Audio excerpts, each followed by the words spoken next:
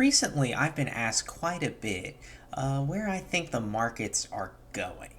Now, I know this is something that a lot of people are talking about right now. A lot of people have, for years now, been talking about the AI bubble bursting. But I've definitely seen a very, very large uptick in the amount of people that have consistently come up to me and had conversations about it or trying to figure out, okay, where is the market going? And I just wanted to kind of bring some of my thoughts in and have a little bit of more discussion based video today where I kind of talk about some of my thoughts on this. So, personally, I do believe the AI bubble is going to pop at some point. I know, crazy take, crazy take. Everyone's saying it's going to pop at some point.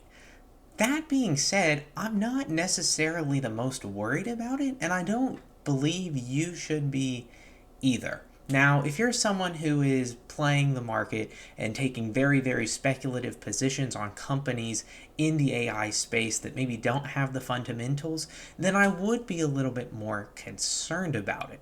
However, the one thing we've seen continually touched on during this time is, of course, going to be the compare and contrast between the dot-com bubble and the current AI bubble we appear to be residing in. Now, one thing of hope I can take from the AI bubble to dot-com bubble comparison is actually how that played out. See, we have the great benefit of viewing that over 20 years later and actually kind of looking at what resulted from that. And really, what we saw was a bunch of the companies that just had .com in the name or tried to more or less play on the .com bubble, they got taken out. The ones that didn't necessarily have great fundamentals or weren't necessarily kind of doing the best business and saw even upwards of 74% hikes in their share price just by adding .com to the name of their companies. And that's not to say that the companies with fundamentals, the large players, weren't hit. I mean, Amazon was hit tremendously, but when you look at those companies, the Amazon and eBay's, I guarantee if you went back 20 years in time, now asking people, hey, do you regret investing in Amazon during the .com bubble? They'd say no, because over the past 20 years, Amazon has actually done incredibly well, and eBay has even done quite well since that period of time. Now, one thing I will say, a lot of people are kind of taking on more speculative positions now. This to me is a clear indication that we might be towards a top. We've seen this before around 2022 when meme stocks were also still in the frenzy and we saw a lot more like almost pump and dump schemes. I hate to phrase it like that, but that's just the truth. And right now we're watching that play out. I know earlier in the summer I actually had a video on the what I called the open kiss D's nuts play, but now again with this Beyond Meat thing where we watch it skyrocket, Wall Street bets activity is going off the walls. I saw one post that made me chuckle a bit on somebody who got in at $7 and now it's below 2. Just yikes. We're seeing people take on more speculative positions and treat it like it's gambling. And to me, that's a clear indication that we're in the periods of the utmost greed. Now, that being said, I am not all that concerned, as I already said earlier, and I don't think you necessarily should be either. Yes, if you want to retire in the next year, 2 year, 3 years, and you're also pouring your portfolio into a lot of the more speculative positions, you'll be affected. And honestly, if you are 2 or 3 years away from retiring and you're worried about your money, you probably shouldn't be positioned in companies that will be hit by the AI bubble bursting. You should be looking at more safer picks in that you are 2 or 3 years away from whenever you want to retire. But that being said, everyone's going to be affected in some way. The Magnificent Seven makes up over 30% of the S&P 500. Most people who are just going to be in an index are in the S&P 500 anyways. It's probably the single best index, in my opinion, to be invested in compared to the others. And there will be some repercussions of when the bubble pops or if we have a large market correction. There, of course, will be consequences. I think a lot of people are fixating on the idea that their portfolio might temporarily go down up to 20% and are freaking out. And yeah, I understand that the prospect of losing money can be scary, but at the same time, I think that this is a situation that if you're actively preparing yourself for and have considered, hey, short-term markets are going to have volatility, and in the long run, as long as the American market continues to do well, the S&P 500 will do well. As long as globally it does well, the S&P 500 will do well, because most of those companies are very large global companies at this point. Again, this isn't something to necessarily worry yourself to death about. And as we start seeing more and more people kind of making similar types of videos to this, warning about, hey, this might be something to look out for in the future, I do also want to bring out and mention that most people are horrendous at making short-term predictions. There's a very big reason why I'm not being like, by this time, or at the end of this year, or next year, because I know the statistics on even when you have professionals try and forecast how the markets will do. I know in 2020 when they had some of their forums and people tried to forecast how the markets would do, nobody saw that coming. You're not going to be able to estimate short-term markets, because in a lot of ways, how the markets react short-term boil down to expectations. Yes, there's a significant amount of trading done with algorithms that'll price in the information, but overall it's going to be expectations that really drives the markets in the short term. Long term, you're going to have much more efficient markets, and you're going to have the companies that have great fundamentals and great business models. Their shares will really appreciate over time, and so on and so forth. But short time, you're in for a bit of a roller coaster, and that's okay. Honestly, the way I'm viewing it, I'm a bit of a value investor, but it's incredible to see that happen, because now here's the thing. Yes, people will lose money short term. I cannot reiterate that enough. I don't know, unless you're fully in fixed income and only in CDs, I don't know how you expect to not lose any money in the event of an AI bubble bursting. Because you may be in companies you think are indexes and you're like, that's not going to worry me at all. But when most of the Mag 7 are pouring billions of dollars into AI and the bubble pops, your portfolio is going to suffer. I'm sorry. But if you have an idea to kind of game plan for that, prepare yourself for that, you will also on the back end be able to pick up companies at really, really cheap discounts to their potential intrinsic values.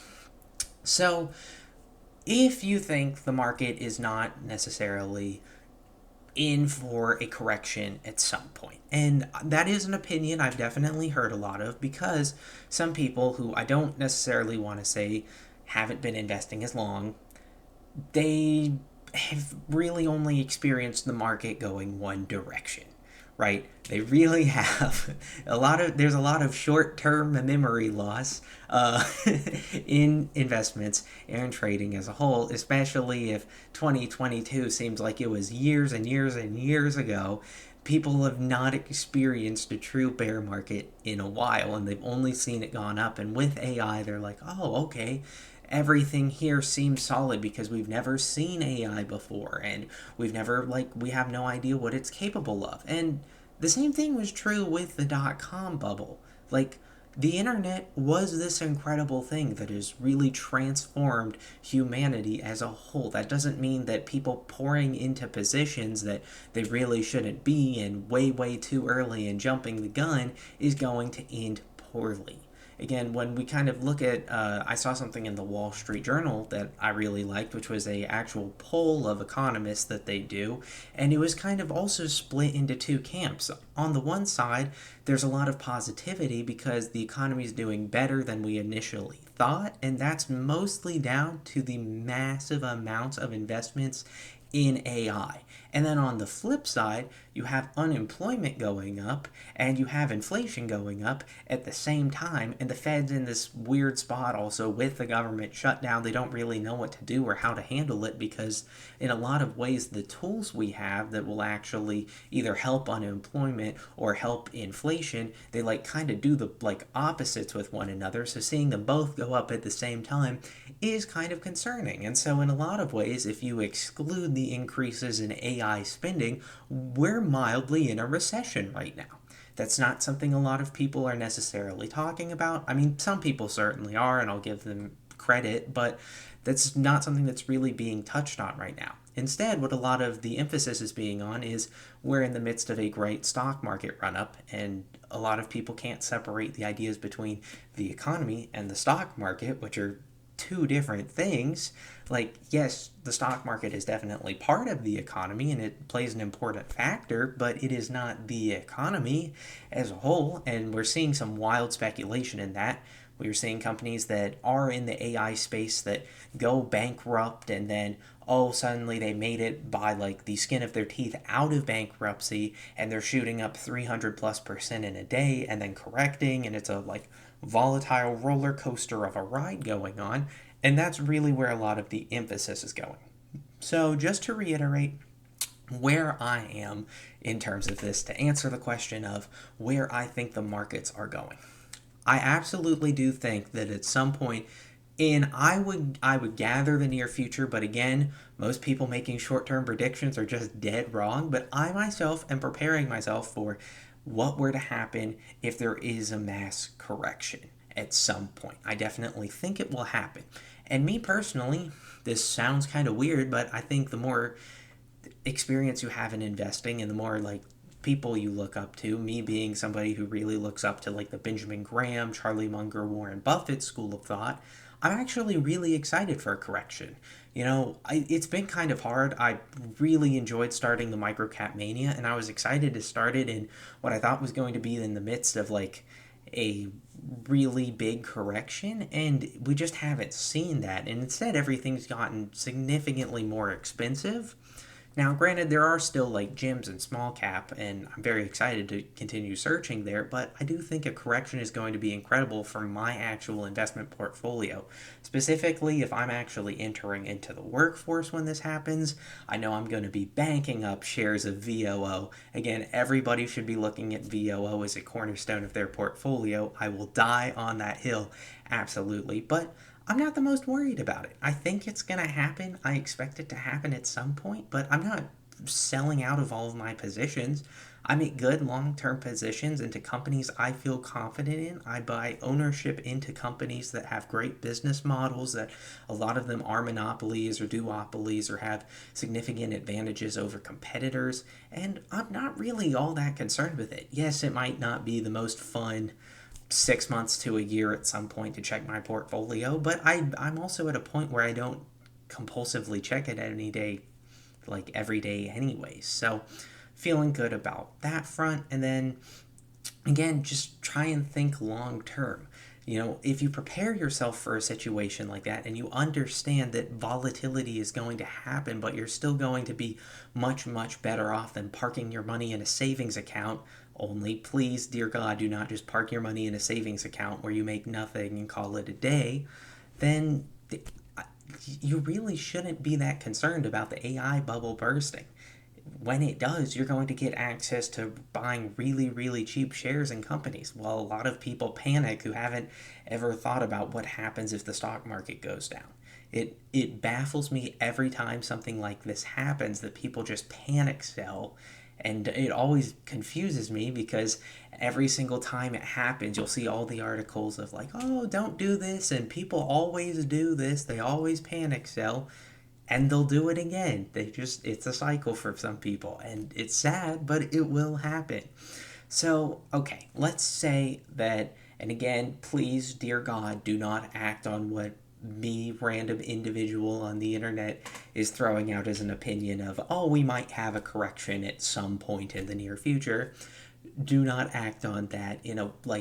Do your own research, do your own due diligence. Don't rush into anything. But theoretically, if you were going to rush into things, and again, please don't, but if you were, I will give you what I personally am kind of looking at in a preparation of that scenario.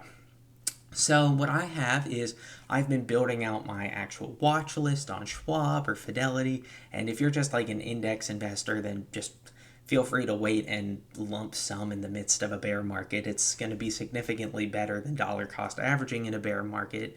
You can kind of look on the stats on that. But I will be continuing to look at companies that I absolutely want ownership shares in. It's just that the valuations they're currently trading for are very, very rich. And I'll be putting those on my watch list. And I'm intending the second that there's major corrections to start actually trying to look more into becoming an owner into some of those companies. Now, you can, of course, look into low beta stocks. There are quite a few that are like really solid in times of recessions, and there have been a lot that have actually made it the test of time.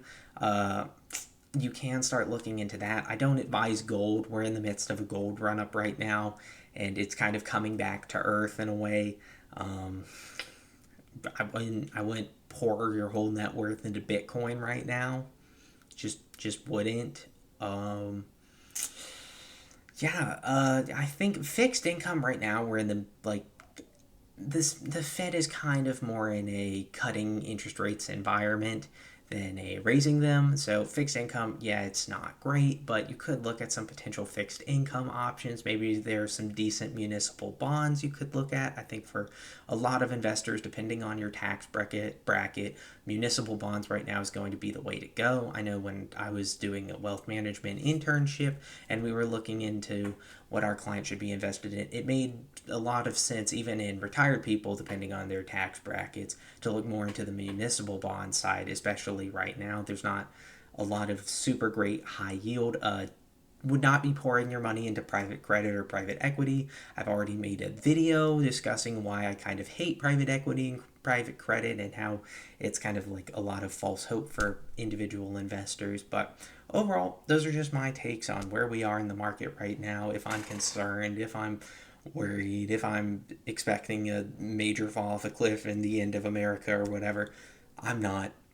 I also do have a significant amount of my portfolio already invested in companies with primary operations in Europe, in India, in South America. And I think if you want to, you could start looking at diversifying. I'm a big, big fan of diversifying not only between different US companies, which a lot of people do, but also internationally and globally. So, again, overall, those are my takes. So, yeah, thank you.